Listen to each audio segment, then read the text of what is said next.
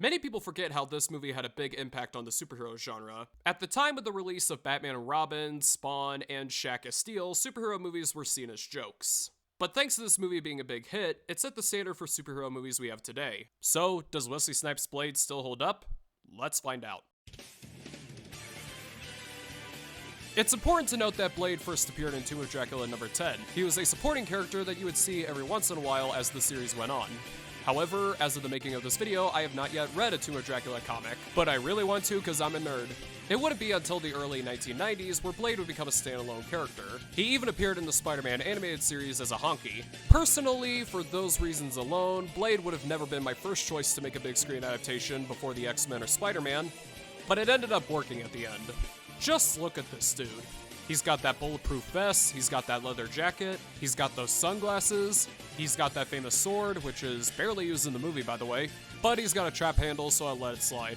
He's got an aboriginal blade, he's got a garlic gun, but his most important character trait of all in my opinion is that he's such a badass.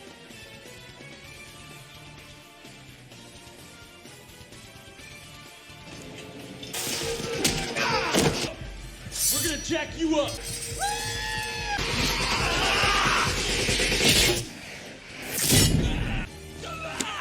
Black power.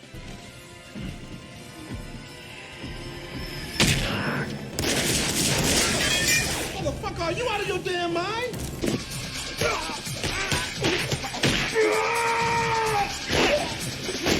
Oh my god! Hey, Biafra. Sta nel Wolframia. I know this part is meant to be sad, but it's still kinda cool. My main flaw with Blade is that sometimes in a one-on-one fight, he barely takes a punch in this movie.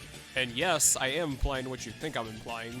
While not a deeper, complex character, personally I don't care about that, he still has a story to tell.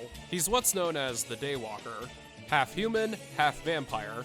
His mother was a human, his father was a vampire. Gee, haven't seen that kind of story before. And because of his mother's death at childbirth, he has sworn to kill all vampires. It's a great concept. He also needs to take a serum that doesn't turn him into a full-on vampire. I also like the idea of making him Buddhist. First we got Wessler, played by Chris Christopherson, no seriously that's his name, who is both the weapon maker and became Blade's father figure when he found Blade when Blade was a nephew Tom. And he is likable enough with the accent and the fight scenes he's involved in. Next we have Karen, played by Nabushi Wright, most Blackish name ever I know, who after she gets bitten, she is then set to help find a cure for vampires, and become Blade's love interest too. I also like that she's used as bait for the cop. Hold on a second. Police brutality coming up. There's a badass holding a cop over a stash of illegal blood. How is no one concerned, if not calling his popo friends? I also want to mention that earlier in the movie there is a twink wanting to ask Karen out, but then is eaten, and comes back at the end of the movie as the same thing he was dissecting. Cool concept, huh? And luckily for us, we don't have the love triangle storyline in this movie, am I right, boys? And what's that? She's a badass? I thought Jennifer Lawrence was the first badass. Oh great, the catfight trope.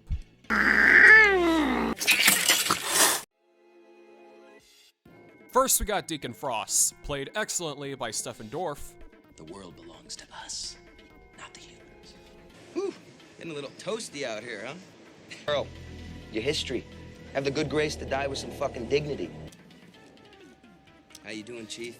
Who wants to summon the blood god with a vampire ritual to turn the entire world into vampires. Gee, haven't seen a story like that before. I also like how him and some other vampires wear motor gear to protect them from the sun. Only for him to show up in the sun unharmed in the next scene. I'm putting both Deacon Frost and the vampire lore in the same category because, why? Because they relate to each other. Not to mention, this movie does a pretty good job with vampire lore. They got their own vampire Bible, which is pretty cool, and it is stored in ancient remains. Of course, garlic and silver are their weakness. They even got their own neck tattoos, which show which ones are vampires, or which ones are white chocolate slaves. And we got the blood ritual, which is what the entire conflict of the movie is about.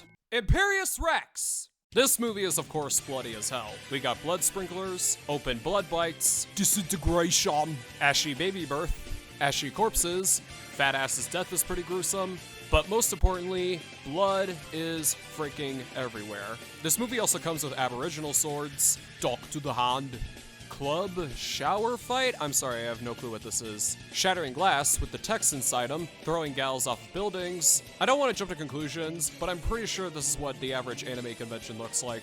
It's probably just me, but I actually like the inclusion of rubber duckies in a sinister place like this. Kitchen beat up. Train damage. By the way, you got a villain about to attack you, and I'm pretty sure she's safe. Child brawlers. Child abuse being a hot diggity dog subject. Now let's go on with the CGI. It hasn't aged well. Again, 90s ain't an excuse anymore. Terminator 2 for crying out loud. A movie that is 7 years older than Blade. Turns out Blade's mother is still alive. But now, she is a vampire. I feel like a more cliched movie would have it not be the real her or have her be brainwashed, and the only way to unbrainwash her is to kill her. But no, this is her. She's completely adopted into the ideologies of the evil vampires. Does this mean Frost is Blade's stepfather now? At the end of the movie, she is killed by Blade. The entire reason why Blade became a vampire hunter, all wasted. All because she became a traitor snake. Typical black woman, am I right?